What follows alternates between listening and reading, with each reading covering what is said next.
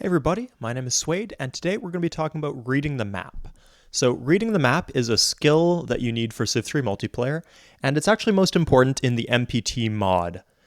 So we're going to be talking a lot about the MPT mod today, and we're going to be using it as like the baseline example. So what information do you get from reading the map? Means like looking at the players, looking at the skills of the players, looking at the civs that those players got, looking at the positionings of the different players, and looking at the terrain on the map and deciding how to play and how to adjust your playstyle. So you can adjust your playstyle in many ways, but probably the biggest one is going to be how greedy or how safe that you want to play. So for context, I'll give you like what you would do if you're playing greedy, what you do if you're playing safe, etc. So playing greedy in MPT, you'd be getting your settlers out as soon as you hit size 3. That's as soon as you can build the settlers. You build an early granary, maybe several early granaries. You send out a lot of scouting units. You might have open cities at home. You send out offensive units early, or you start stacking early. So offensive units, maybe if you spawn as the like the Aztecs or the Egyptians, who have like an early offensive unit that they can send just as singletons, or start stacking if they're like a civ like Sumerian that wants to stack a bunch of chariots and upgrade them to horses. So you'd avoid taking a golden age, and that way you can take the later golden age, because if you're playing greedy, you're trying to scale and be strong in the late game, so you want your golden age to be late. And you can plant CXXC. That means planting 2 tiles between your cities. So city, tile between, city. To clarify, to make this perfectly clear, the standard in MPT is CXC, meaning that there's 1 tile between each of your cities. Playing with 2 tiles in between your cities, that might be like relatively tight for single player, but in multiplayer it's very important that your cities are close together so that you have minimal distance corruption early game, because MPT only lasts 90 turns, so the late game, or what would be the late game in regular Civ 3, is just non-existent in MPT. And also it's very safe. Planting closer together is safe because it's easier to reinforce your cities. So you can also play mid-range, so that's kind of halfway between playing safe or playing greedy. So of course these are general templates. You could do like halfway between greedy and mid-range, but just like take it as just as an example, basically. If you're playing mid-range, then you want your settlers out when you hit size 3 or just after hitting size 3. So size 3 is the fastest that you can build a settler. You can't build it at size 2, obviously. And because there's the despotism penalty in MPT, the fastest way you can have of getting food, and food, of course, is necessary for making your nation big and having a lot of workers and settlers and tile moves and all that. The fastest way you can get food is by planting your cities early. So what playing mid-range does is you get your cities out early, and that's the way that you play greedy. But in terms of production, you play pretty safe. You can maybe go for a granary later on, but mostly you want to go for an early barracks. And you send out a few units for contact and vision, just to get like a better scope of the map, to see, am I safe, am I going to be attacked early, etc. So in terms of barracks are actually interesting, because if you have no enemies nearby, an early barracks is useless. You're just paying maintenance, and there's the opportunity cost on the shield. The shields could be another or 3/4 of another granary. But if you are in a very dangerous position, you maybe don't have time to get out of barracks, because a barracks takes it only really pays itself off once you produce 3 units out of it. So if you're going to die after you build 2 units, or if you don't build 2 units right now, you probably don't want a barracks and you want to skip the barracks. But if you're somewhere in between, not too safe or not too much in danger, then getting an early barracks out is a good idea. And last is playing defensively. So you want to float to population. That means that you get your settlers out when you hit size 4. That way you always have 2 population. 2 population is a good number in MPT, because it means that if you can get 5 shields per turn if you have 2 mined bonus grasslands, or if you have 1 mined bonus grassland and you work the forest on top of that. So you're going to keep all of your units, or all but one of your units at home. You might want to send out 1 to scout. Ideally, you'd get your allies to send units to you, so you don't have to do any scouting, and your allies will do all the scouting for you, so you can keep all your units at home, keeping you safe. You build archers and warriors. Archers, of course, are fantastic for the defensive bombard. They're great defensively, and you can use them to kick units out of your land if they're not on hills or mountains or anything like that. And you build settlers when you're safe. You probably don't go for barracks until you have more information and you're feeling more comfortable and your cities are well defended.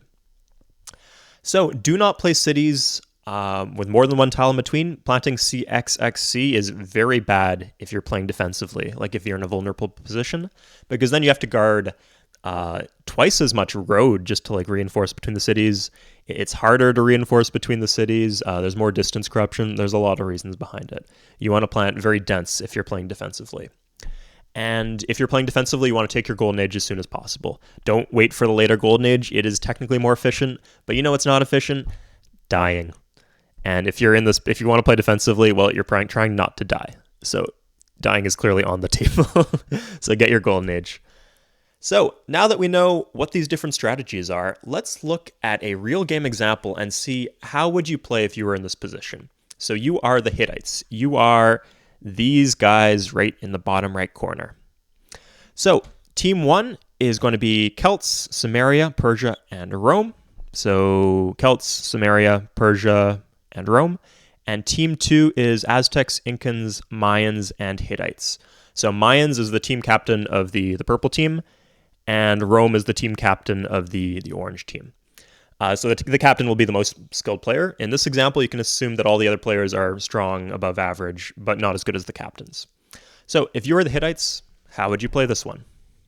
Just assume that you know everything that your team knows at the start of the game. Like, you can't see the entire map, but you can see what your team sees like on turn 1 or maybe turn 3 or something like that. So I'll give you some time to think. You can pause the video if you want to think about it really hard, because there's a lot of factors that go into this. Okay, so the correct answer is to play greedy. So there's a few reasons for this, but first let's think of your positioning and the terrain. So you spawned in the bottom right corner. You can be pretty sure that there's nobody south of you, and almost you're completely sure there's no one south of you. There might be someone east of you. It's extremely unlikely. You know that your ally is north of you, so if there is an enemy anywhere on this map close to you, it's going to be west or northwest. And you are the Hittites, so you start with a scout. So you send it northwest, you're good. You know in all directions. Like if you see anyone like right here, for example, then you know that you can switch into a mid-range build. But if you don't, then you'll know that you can play very greedy. You can get out your early granary, and you'll still be safe while you do that. Also, look at you have your captain to the north. So if this was a new player, then you might be scared of them dying very early and you being left vulnerable. But if it's the captain, you can be sure that they'll play well. Also, take a look at the civs on the enemy team. You have hyper-scaling late game pick, scaling late game pick, scaling mid game pick, scaling mid game pick. And Sumerians are kind of flexible. They can play multiple styles, but crucially, there's no unique units on the enemy team with 2 movers. Like Zulu, Incans, and Aztecs are the big ones. I guess maybe Hittites or Egypt could also be an issue if they spawn really close to the horses. But that means that basically you'll see them coming if they come to you, because the units that whatever the Romans or Sumerians will send you only have 1 movement point. So they can't ambush you in the same way.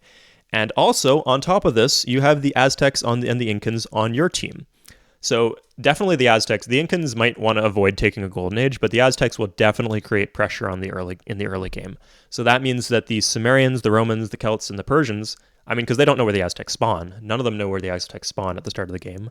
They'll have to keep their units at home, at least till they gain more information about where these civs have spawned.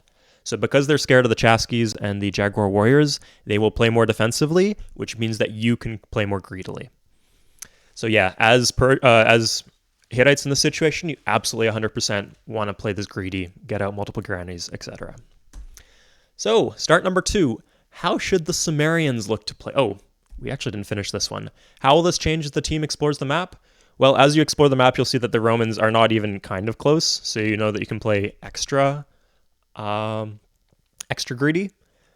Of course, you should be aware of the only thing you really have to be aware of is the potential for boating, but I think this team is pretty far from the coast, so they can't even boat you. So you can play as greedy as you want. Just watch your front line. Don't get hit by a massive stack on the front line from Rome. That's pretty much the only place you can be attacked. You're not going to get like a sneak attack from this angle or anything like that. So, start number 2. How should the Sumerians look to play the early game here? So, Team 1 is Iroquois, Samaria is the captain, Celts and Mayans. Team 2 is Aztecs, Incans, Persia, and the Hittites. Assume that Celts, Aztecs, and Mayans are all average, and that all other players are above average. I'll give you a few seconds to think. Pause the video if you'd like. So you might have answered in this case, you should play this mid-range. I think you should play this greedy. So it's a trick question because the Sumerians pretty much always want to play greedy because they're a very safe civ, because they get spearmen for the price of warriors. The one thing you need to be wary of is the Aztecs exist on the map. So of the enemy civs, there's, the Incans too, and you don't know where they are yet. But generally, I'd probably, I'd get my second city out, and then I'd go for Granary as Samaria in this position. And note that the Aztecs are played by an average player. So if it was the captain, you might be like, ooh, they could pull some scary stuff on me. You can't really do too much to the Sumerians unless the Sumerians are stupid and misplay. Like, you might take their worker or something, or pillage some of their tiles, but you're not going to get their cities. So the Sumerians can play greedy. As they explore the map, they also know that they have the Celts to the north and the Iroquois to the west. So there's only so many angles that the enemy could be approaching from. As the Sumerians approach the map, or explore the map, they'll realize that the Mayans are pretty much just going to die. Persia is like the kryptonites for the Mayans, because the Mayans don't have an archer. Like, they can't get the defensive bombard from the archer. And defensive bombard is, of course, very strong in multiplayer. So the best defensive unit the Mayans can get is 2 defense, and the Persians have the immortal, which is 4 offense. You can do the math. That's just, they're going to die in this 3v1 position eventually. And as the Sumerians, and as the team captain, Sumerian is the team captain, they know that they have to play to scale. Like, they know they have to play to win this 3v4. So they're going to need to have a lot of cities, lots of production, etc. Hopefully take a late golden age too. So yeah, I'd say play greedy still, but maybe seeing the Aztecs. If the Aztecs is a more skilled player, I'd probably play this mid-range, because the Aztecs, I mean, maybe they couldn't, I don't think they'd take your cities, but they could make your life hell, and they could be really annoying. So keep that in mind. Oh, and they'd force you into an early golden age. You might actually want to play this aggressively against the Aztecs and try to grow at home while you choke them with Enkidu warriors, maybe. So I should note that there's this entire other axis. Like, I'm just assuming that you're not a rushing civ, but if you are a rushing civ, you can play greedy as the Aztecs, you can play mid-range, you can play turtle, you can play defense.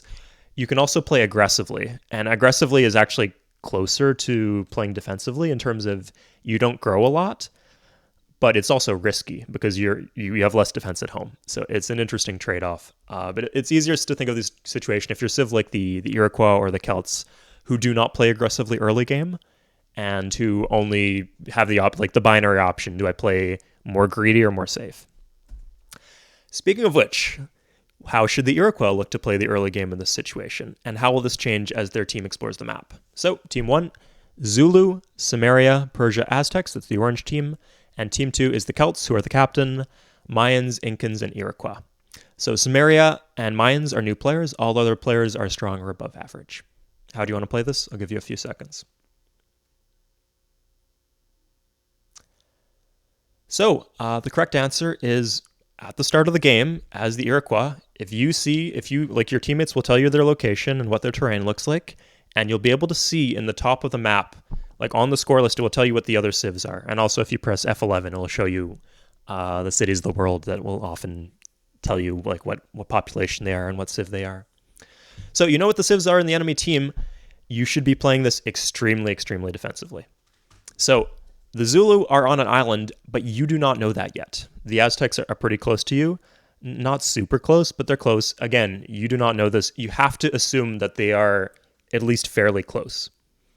You're not the team captain. You're not like under hyper pressure to carry or anything. You just need to stay alive.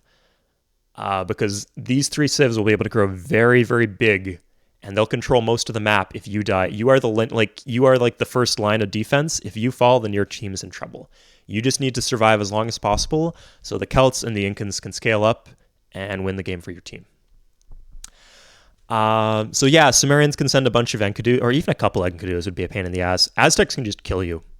Like, if they just stay on one city and just build 1 Jaguar warrior per turn, and if you get like a couple cities out, if you go for a granary, they're just going to kill you. So you have to play this very carefully. And of course, Persia can do the Immortal Doom stack on 4 cities. If you, let's say you survive the initial Aztec rush, but you're weak, no, you can't have that. You need to survive the rush, and you need to be strong. You need to not lose units. You need to not even take even trades. Try to take only favorable trades in this case, and try to last as long as possible. So yeah, that's the most important thing I'd say in MPT is looking at the list of civs. Are the Aztecs on the enemy team? Are the Incans on the enemy team? Are the Zulu on the enemy team? The Zulu are a little different because you have a window, because the Zulu don't start with bronze working, so they have to research bronze working. So the first MP can't come out until like maybe turn 11 or so. The first Jaguar Warrior can come out turn 3. So yeah, you do get like a small window against the Zulu, but the Zulu are a pain in the ass because if you like let them on your important tiles, like let's say you have two cities that are one tile apart, and the Zulu get like a wall of MP blocking off the roads between your cities, you're fucked because you're never going to get rid of those units. So yeah, keep that in mind. So enough with the theoreticals. Let's take a deep look inside a game that we played the other day. So this is an example of what happens if you don't read the map and you don't play this. Abby is a fantastic macro player. He's good at communication, but he has a play style that he wants to play, and he plays it whether or not it's appropriate given the situation on the map or not. And this was an extreme example. I think he walked 2 tiles from he spawned 2 tiles away, and he walked 2 tiles. The Aztecs are on the enemy team. The Aztecs are on the enemy team. The Aztecs spawned near him. And he went barracks into granary in his capital. It's a miracle he even lived. Oh, and he planted Memphis, his second city. He planted it 3 tiles away. So he was pretty much taken out of the game. Normally in this matchup, Egypt, if they have horses near, should actually do well. Like if they don't die, if they get a few cities up, they can just go attack the Aztecs with their war chariots, because war chariots cost 10 shields, Jaguar warriors cost 7. So it is very cost efficient to attack the Aztecs with the stack of war chariots. The one thing that the Aztecs could do is they could get vision between them and the Aztecs. Like if there were a bunch of mountains here, then the Egyptians wouldn't be able to attack the Aztecs without the Aztecs seeing, because war chariots can't go on mountains. But that's not the case. There's just this one mountain, and so he could just send it in around. But the Aztecs have to play very defensively because they have to be aware of that threat that the Egyptians could just send that doom stack at them. So because of that, the Aztecs they're bigger and stronger, and the Egyptians are relatively weak. So let's look at Sumeria. So remember, maybe didn't emphasize this enough earlier, but one of the most important things, aside from the civs on the map, is where on the map you spawn. If you spawn in the middle, then you have to play more conservatively. If you spawn on the edges, especially on peninsulas, like if you can see water nearby, if you can see the coast, you can play more greedy. So in this case, the Sumerians spawn right in the corner here. So they want to play a late game carry style. They want to avoid taking their golden age. And in fact, our team made the decision to give the Sumerians a golden age as soon as possible. He was actually running away with his scouting Enkidu warriors, and I chased after him, and I forced him into a golden age. But yeah, so he stacks chariots because he has horses, and he's going to eventually go for me or go for the Egyptians. That's what he should do in this position. I guess he could go for boats, but yeah, he's not even coastal. He's clearly not doing that because he didn't build any coastal cities. Me, what I want to do is I'm Persia, so I want to do what Persia does and build my big mega Persia doom stack. I'm actually about to upgrade all his warriors. So big immortal doom stack with some archers mixed in. This is generally the Persia game style. Aztecs, they want to put pressure on me and Egypt and hopefully get an early kill. And if they succeed at weakening us, they can go for like a chariot rush or maybe a swordsman play, depending on what res they have. Hittites are kind of like the linchpin of the enemy team. Sorry, in case I didn't say this. Enemy team is Sumeria, Aztecs, Hittites, and Iroquois all on one team. And the rest, the people we can see on the map, are on my team. So if the Hittites die, then the Iroquois are suddenly very vulnerable. And the Iroquois are not a very good defensive civ. Especially mid-game. They're pretty good in the early game because they're agricultural, but yeah, mid-game they have issues. What the Hittites want to do is they mostly want to stay alive, grow big, and kind of play like a bouncer role and protect the Iroquois. And the Celts, ideally, they want to grow big and scale and not get too choked down by the Hittites.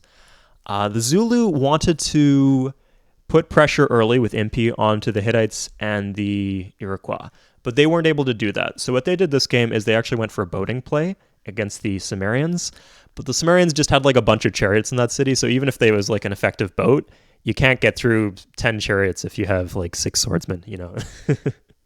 So because of that, this boating play failed. The Iroquois and the Hittites were able to grow uncontested, and the Aztecs were able to grow uncontested, and the Egyptians are very weak. So right now, this is a very favorable situation for the Sumerians team, for the enemy team. We talked about 7 civs right now. Here's the quiz. So this is the test. I told you what is the optimal strategy for the 7 civs on the map except for the Iroquois. So what should the Iroquois do in the mid-game? Pause the video if you like. I'll give you a few seconds to think about it. Here are the options.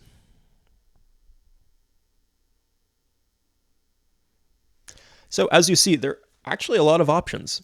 So you could play cautious, stack defensive units in case the Hittites die. That is actually a really bad idea. So the Iroquois, they want to stack mounted warriors. If you're playing not to die when you're in a very safe position like that, you're playing to lose. I guess you could maybe stack score, but this doesn't say stack score. It says play defensively and play cautious. So this is a very, very bad idea. If you're in a safe position, you should be contributing to the fight. Just because you're safe doesn't mean you can't help defend your allies. You need to help defend your allies. Coordinate with the Hittites for an attack on the Celts. So this is a bad idea. So first of all, Hittites aren't great on offense. 3-man chariot is pretty expensive and it only has 2 attack. Alesia has walls and it's on a hill. So you're not going to break through Alesia. Now the mounted warrior is a little bit better. We'll take a look at the Iroquois. The mounted warrior is a little bit better, or it's a good offensive unit. In fact, it's one of the most cost-effective mobile offensive units in the game, but it's weak on defense. So let's say, I don't think it's realistic that you'll take the city on the hill. Let's say instead you take this city right here, which you don't even have vision of apparently.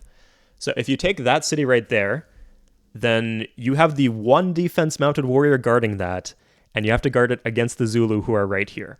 So even if you do somehow manage to take that Celtic city, you'd have to defend against the Zulu, which is near impossible. So I wouldn't really say that's a good idea.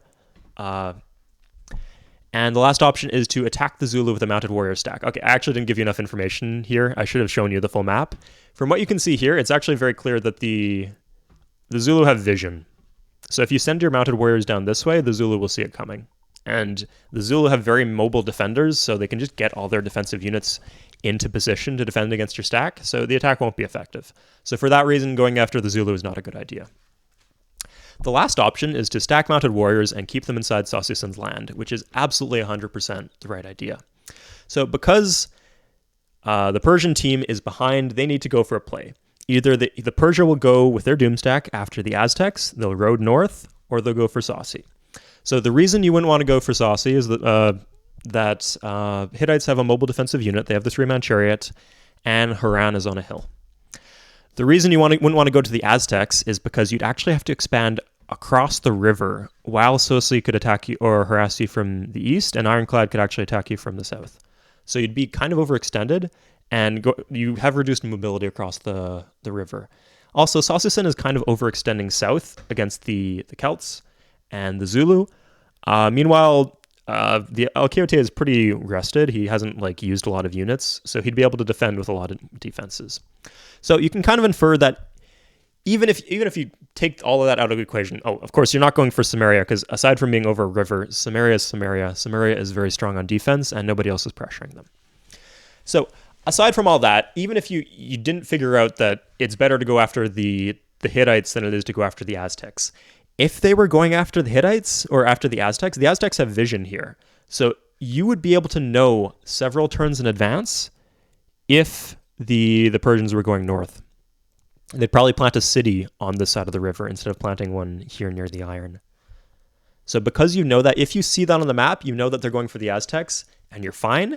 But since they're expanding in this direction, you can probably infer that Sosi-san is at least more likely to be the target. So you're going to want to upgrade your chariots to mounted warriors early, and you're going to want to go send them to help defend Sosi-san. So that turned out to be the game-losing play for them. That Gorlak was not currently in position. He had a lot of chariots. He had a big stack, But the issue is that Sosi-san, I don't know if I showed you. Oh yeah, I'll show you. Sosi-san had one defensive unit, and I pulled off a really great play to attack Sosi-san. I'll show you what I did. Yes, I moved the Doomstack into position. I moved the worker here and then a few units to guard it. And then at end of turn, I colonied the dies, and then I just did a double move in. So that was the kill. So yeah, based on that's what I mean by reading the map. So based on all the information I told you about, like the positioning of the river, the positioning of the civs, what civs people are playing, you can know what play to go for. So at the start of the video, we explored basically the dimensions of playing greedy versus safe, but there's more beyond that. Like, who should I target? Who should I help protect? Who's most liable to die? Who are we most fucked if we lose? Who should I be pressuring even if I can't kill them? Things like that. Or who do I not even bother pressuring? Like, I'm not even going to bother trying to pressure Samaria because they're so safe that they are easily able to defend against whatever I send against them. And of course, Persia's not the best harassing civ anyway. So let's look at our next save. So I'm not going to do the longer walkthrough of all the different civs. I'll just show you the civ in question, and I'll show you what the teams are, I guess.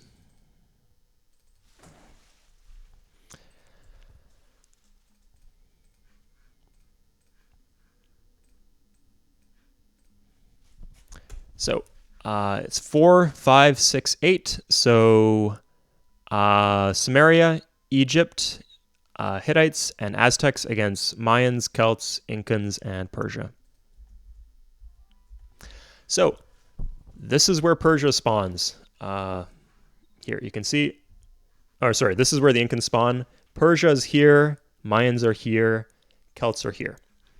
So the question is about the early game. So early game, we'll say about turn 10. Let's say you know where the Aztecs are, you know where the Egyptians are, because the Persians have told you, and you know where all your allies are. And you know that there's probably ocean along here, and that there's no civ in that direction.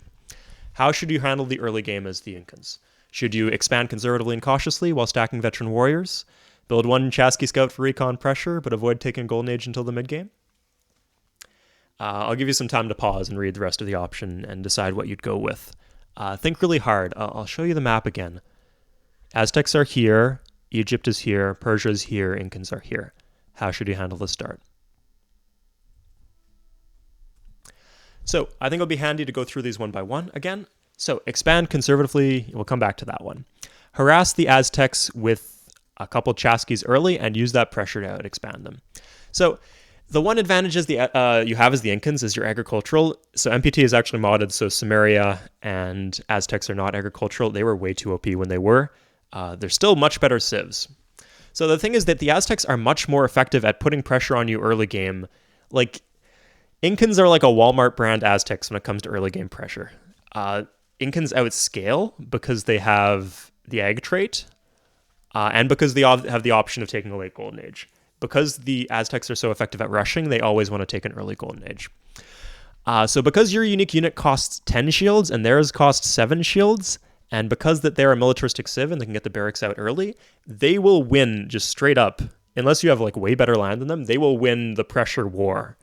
So you can't really count on being able to keep them down with a couple of Chasqui and use that pressure. That doesn't make sense. They will, if you try to do that, they will just send their Jaguar warriors to go kill you. Or at least harass you much worse than you're harassing them. The second, or this one here, is to take a Golden Age as soon as possible, stack veteran Chasquis on one city, and kill the Aztecs near the end of the game. This one's actually plausible.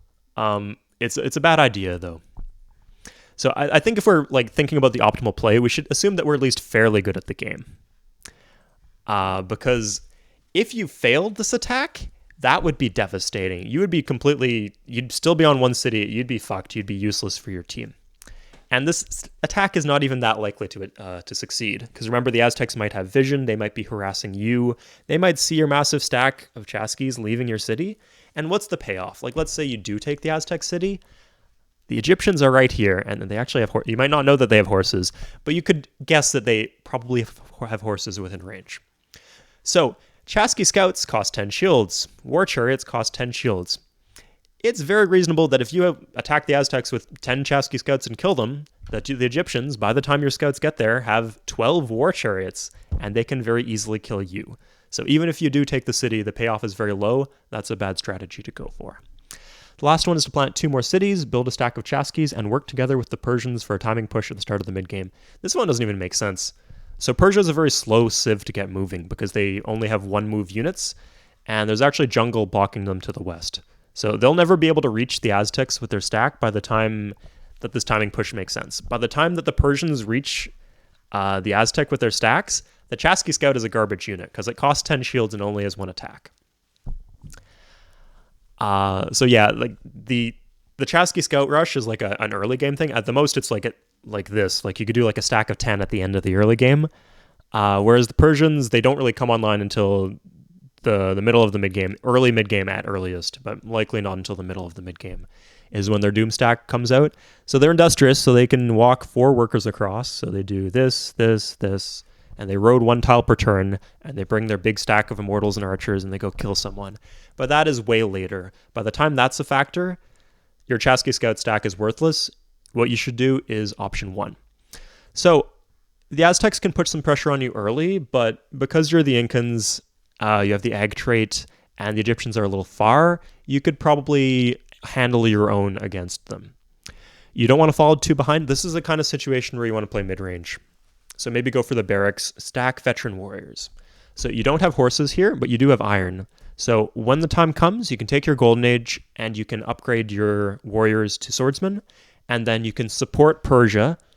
Because remember, the immortal stack doesn't come along online till the mid-game. What's a good mid-game timing push for the Incans? Well, that would be a swordsman stack. So you'd stack swordsmen, and then you'd eventually counterattack the Aztecs. But you need to play cautiously until then, because the Aztecs can pressure you early, and after the Aztecs come, eventually the Egyptians might send war chariots at you. So you have to be aware of that. Awesome. I hope you got some of these questions right, and I hope you enjoyed this new format. So yeah, thank you guys for watching. I'll see you guys next time, and I will link, if you guys are curious about any of these games, so the first save I showed you in game, I'll post a link. Sosi actually posted his live perspective of me killing him, so that might be fun for you guys to watch. And this is actually a game I played a couple weeks ago. But yeah, I'll link both those videos in the description. Thanks for watching. I'll see you guys next time.